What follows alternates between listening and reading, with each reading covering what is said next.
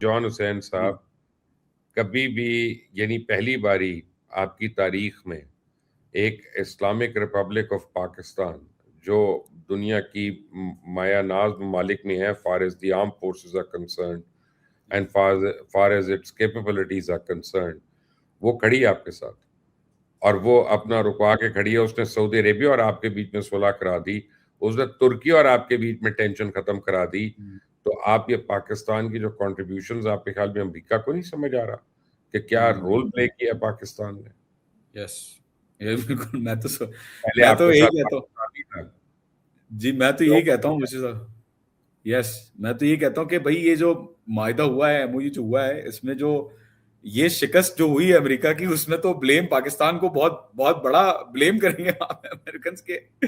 यार ऐसा मायदा पाकिस्तान के, खैर वो तो बिल्कुल सही बात है। पाकिस्तान तो पाकिस्तान ही है मेरे ख्याल में, और कोई अरब ममालिक को तो मैं नहीं देखता कि वो किसी भी तरीके से सपोर्टिव होंगे। पाकिस्तान ही देखें, है अरब जिसको। ममालिक की नजर से आप देखें, आप अरब जी।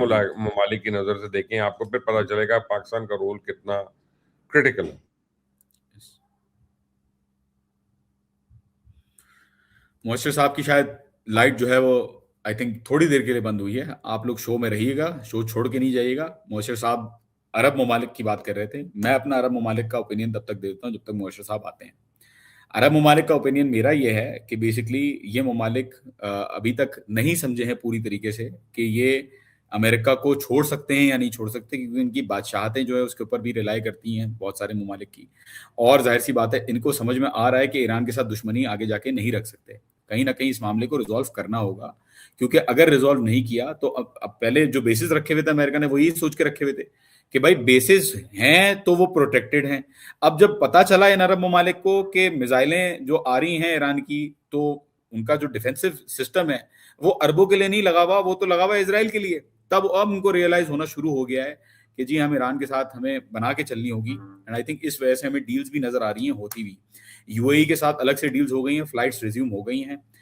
कतर के साथ अलग से डील्स हो रही हैं, उनके जो एलएनजी टैंकर्स हैं और उनकी जो इलेक्ट्रिसिटी ग्रिड की जितनी बातचीत है वो भी आगे बढ़ रही है। कतर जो है वो रिस्पॉन्सिबिलिटी ले रहा है फ्रोजन एसेट्स को रिलीज भी करने की। तो आई थिंक अरब ममालिक का अब जो पोजिशनिंग है वो चेंज हो रही है। लेकिन मसला क्या है इसमें? मसला ये है कि यूएई, बहरेन और कुवैत, कतर और सऊदी अरब के साथ तो मामला रिस्टोर हो गए हैं। यूएई, बहरेन और कुवैत ये तीन ऐसे ममालिक हैं जिनके साथ मामलात जो है वो पूरी तरीके से रिकवर नहीं हुए हैं। यूएई के साथ फ्लाइटें दोबारा खुल गई हैं, यूएई ने माफी तलाफी कर ली है, लेकिन साथ ही साथ आपको पता है कि वो इसराइल की प्रॉक्सी की तरह काम करता है वहां पे। तो उसके साथ कोई भरोसा नहीं है कि वो आगे किस तरीके का होगा। और बहरेन तो इब्राहिम अकॉर्ड्स का हिस्सा है, उसने तो इसराइल को पहले से ही रिकॉग्नाइज किया हुआ यूएई की तरह, तो वो भी जो है उसी तरीके से सपोर्ट कर रहे हैं। और कुवैत का भी कुछ ऐसा ही आलम है। तो इनके जो अपने मामलात हैं यूएई और गल्फ कंट्रीज के, वो मामलात जो है हमें नजर आ रहे हैं कि किसी तरीके से ये मामलात इस वक्त अमेरिका इनको पुल करने की कोशिश कर रहा है। इसीलिए हमने देखा कि मार्को रूबियो विजिट पे गया था जीसीसी कंट्रीज के साथ मीटिंग करने, और मार्को रूबियो ने जाके वहां जो बात की, उसके अंदर जो स्टेटमेंट रिलीज हुआ, वो आपने देखा कि वो उसके ऊपर ईरान की ना सिर्फ न्यूक्लियर प्रोग्राम के ऊपर बात हुई, बल्कि बोला कि जी ईरान के पास बैलिस्टिक मिसाइलें नहीं होनी चाहिए, ईरान के पास ये चीजें नहीं होनी चाहिए, सारी चीजों को कंट्रोल करना होगा। और बोर्ड ऑफ पीस का जो मामला था, उन्होंने उसको भी सपोर्ट किया कि बोर्ड ऑफ पीस को जो है हम सपोर्ट करते हैं। ये पूरा स्टेटमेंट इशू किया जीसीसी ने, जॉइंट मिनिस्ट्रियल मीटिंग जो थी उसके साथ, मार्को रूबियो के साथ, उस चीज में। अब जाहिर है अमेरिका यही कोशिश कर रहा है कि इन गल्फ ममालिक को अभी भी रियलाइज कराए, इनको अभी भी समझाए कि जी हम हैं आपके प्रोटेक्टर। पैसे भी इनसे लिए, इन्हीं के बेसिस के ऊपर कब्जा करने के लिए, और जब लिया इनके बेसिस को तो पैसे दोबारा लिए इन्हीं के बेसिस के अंदर हथियार लगाने के लिए। और जब हथियार लगाए तो उन्हीं हथियारों से इसराइल को डिफेंड किया। मतलब आप ये देखें, वॉशिंगटन पोस्ट की एक रिपोर्ट है, और वॉशिंगटन पोस्ट की रिपोर्ट क्या दिखाती है? वॉशिंगटन पोस्ट की रिपोर्ट ये दिखाती है कि यूएस ने जो अपने इंटरसेप्टर आ गए। थैंक यू जॉन, हमारी बत्ती जा रही है बार बार, पता नहीं जंग आपकी हो रही है, लोड देखिए, शेडिंग। आप ईरानी अवाम की बात कर रहे थे, खुदा गवाह है 1 घंटा बिजली गई है सिर्फ जंग के दौरान, जब पावर स्टेशन पे हिट किया तब से बिजली बिजली पंखे नहीं है मेरे घर में, ये देखें आप, पंखे वंखे नहीं, एसी, सेंट्रलाइज्ड एसी, ये सब कुछ। तो माशाल्लाह माशाल्लाह।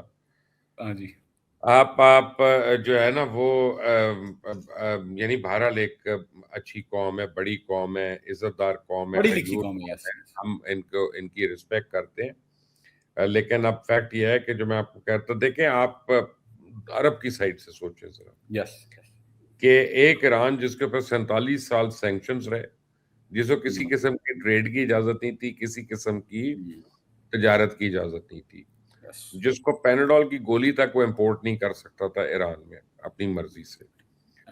उसके उसकी जब जंग हुई तो उसने अपनी पावर दिखा दी कि उसकी क्या पावर है और क्या नहीं है, जो भी है।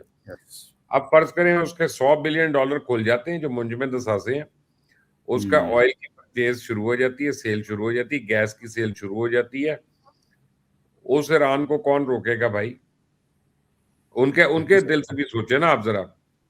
सही कह रहे हैं, बिल्कुल सही तो कह रहे आप हैं। इसलिए इसलिए लॉन्ग टर्म पीस के लिए कुछ अश्योरेंसेस ईरान को भी देनी पड़ेंगी।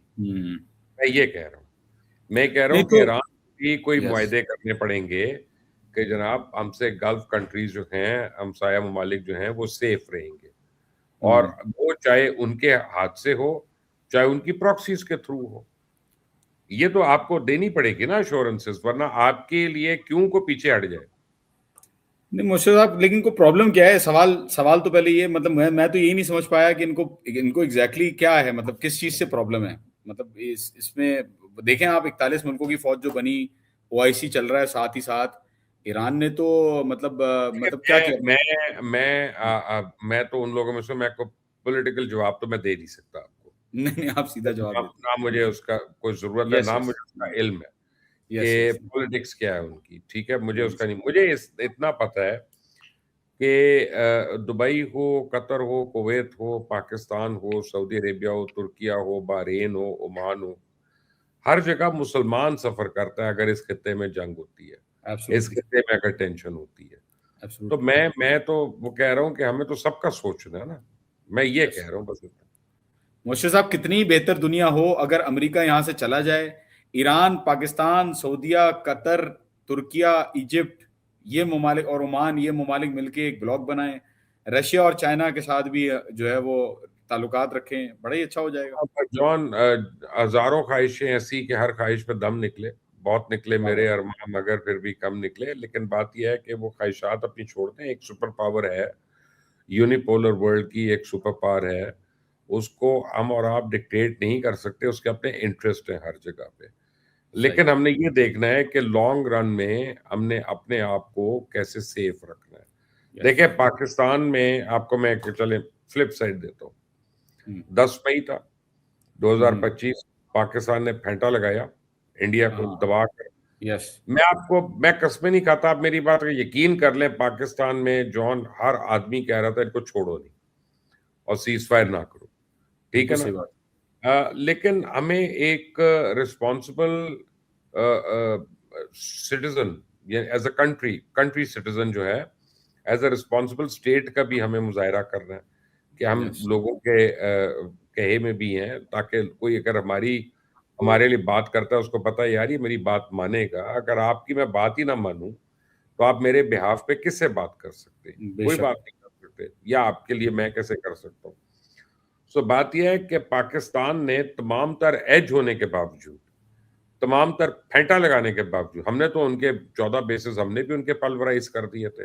हमने उनकी ग्रिड बंद की हुई थी, हमने उनकी बिजली बंद की हुई थी 70% इंडिया की। सही हमने बात। उनका नाद का दम किया हुआ था। हमने जब ड्रोन्स मारे थे वहां पे 40 लोग खुद से छतों से कूद कूद के मर गए, बिल्डिंग से कूद कूद के, हाँ ये मर गए अल्हम्दुलिल्लाह। और पाकिस्तान में जब ड्रोन आए थे इंडिया के, तो हमारे नौजवान जो थे ना वो होंडा 125 पे ड्रोन्स जी। का पीछा कर रहे थे और उनको पकड़ रहे यस। थे। मैंने एक को देखा दरख्त से छलांग मार रहा था ड्रोन के ऊपर, उसको पकड़ रहा। आप जरा हौसला देखें अल्हम्दुलिल्लाह। ये सही बात और है। जब जंग हो रही थी तो उतने दिनों में 1 घंटे की लोड शेडिंग भी नहीं हुई यहाँ पे भी, और एक भी सायरन नहीं बजा, एक भी सिविल डिफेंस का अलार्म नहीं बजा, एक दिन भी ब्लैकआउट नहीं हुआ, एक मिनट के लिए नहीं हुआ। तो एब्सोल्युटली। पाकिस्तान तो ऐसे लड़ा है ये जंग। नहीं नहीं, बिल्कुल इंडिया सही। इंडिया में वो सीटियां बज रही होती थी, वो स्कूल के बच्चों को टेबलों के नीचे घुसना सिखा रहे होते थे। हमने वहां पे आके सीज फायर किया। जब आपका अपर हैंड होता है ना, तो सीज फायर करने का तुक भी होता सही है और बात है। उसका फायदा भी होता है। आप बेशक। नीचे बैठ के सीज फायर नहीं होता बहरहाल।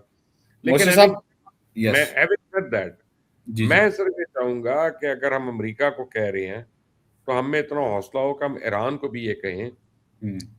कि भाई आप भी अब जरा सा रीजनेबल हो, और आप ठीक भी है। जहाँ पे पीस हो सकता है ना, वहां पे आके बैठ जाए, पीस करें पूरी तरह।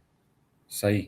अगर ये देखें, मेरे आपकी बात बिल्कुल सही है और मैं एग्री करता हूँ। मेरे ख्याल में इसीलिए मुआहिदा किया ईरान ने, और इसीलिए एमओयू किया, और इसीलिए सीज फायर के लिए राजी हुआ। वरना यहाँ के तो आपको पता है, यहाँ के जो जितने भी लोग हैं जो मोजियाक फॉर्मेशन में बैठे हुए सिर्फ मिसाइलें ही चला रहे थे, वो तो राजी नहीं थे इस पे। लेकिन फिर भी, क्योंकि यार आपने एक मुल्क के लीडर को शहीद किया है, मतलब ये मामूली बात नहीं है कि एक मुल्क के आपने। नहीं, लीडर नहीं है वो, तो स्पिरिचुअल लीडर है ना, वो तो नहीं, पूरी दुनिया में अहले तशय्य बिल्कुल के स्पिरिचुअल लीडर हैं, तो बिल्कुल यानी बिल्कुल। उनका तो तो लेवल ही डिफरेंट है। यस यस मोशर साहब, ये बहुत लोगों की आंखों में ना खून अभी भी आप यकीन करें, लोग बहुत ज्यादा गुस्से में हैं। लेकिन ईरान ने वाकई में। यार, जब आप एक एक यस शख्स को आप अपने बाप की जगह समझें, तो यस फिर आपका जो इश्क है, आपका जो प्यार है, वो तो होगा इस शिद्दत का। यस इसमें तो यस। कोई दो राय नहीं है।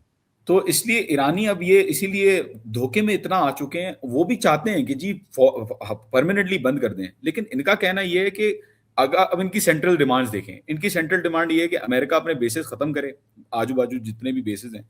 क्योंकि बेसिस बहरहाल क्या हुआ, यही हुआ ना, वो इसराइल को प्रोटेक्ट कर रहे थे और ईरान के ऊपर वहां से हमले हो रहे थे। बेचारे अरब ममालिक भी समझ गए कि भाई हमारे लिए डिफेंस कम है, और ये तो अमेरिका हमारे लिए रिलायबल पार्टनर नहीं है। दूसरा, इनका क्या मुतालबा है कि जी आप हमें कॉम्पनसेशन दें। $270 अरब का अगर नुकसान किया है अमेरिका ने, तो जायज है अगर इलीगल वॉर लॉन्च की है तो उसमें मांगना।